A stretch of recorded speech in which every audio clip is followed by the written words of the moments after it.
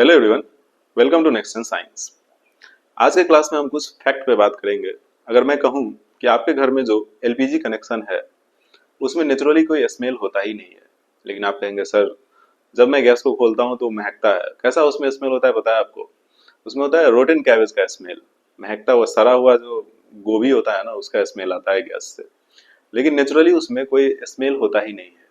तो आइए सबसे पहले हम जानते हैं, जो आपके घर में एलपीजी आता है जो लिक्विफाइड पेट्रोलियम गैस होता है, लिक्विफिकेशन किया जाता है भाई गैस को लो टेम्परेचर और हाई प्रेशर पे, तब जाके वो एलपीजी बनता है।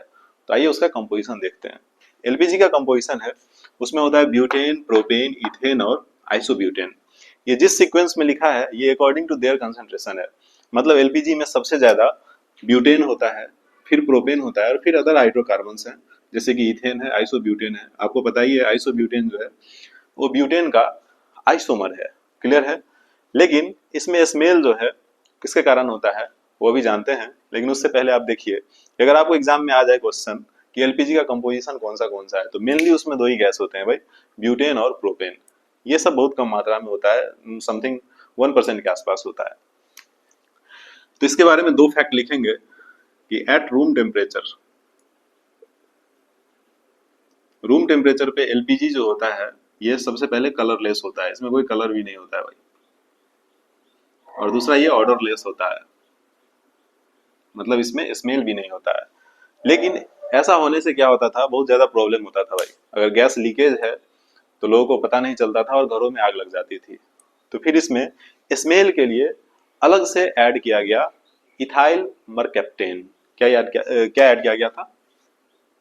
फॉर स्मेल, महक के लिए इसमें ऐड किया गया था इथाइल मरकैप्टेन। ठीक है भाई। ये एक जो है सल्फर कंटेनिंग कंपाउंड है। इसका अगर केमिकल फॉर्मूला आप जानना चाहें तो होता है CH3CH2SH। देख रहे हो भाई इसमें सल्फर आ रहा है। तो इथाइल मरकैप्टेन जो है ये सल्फर कंटेनिंग कंपाउंड है। कैसा कंपाउंड है?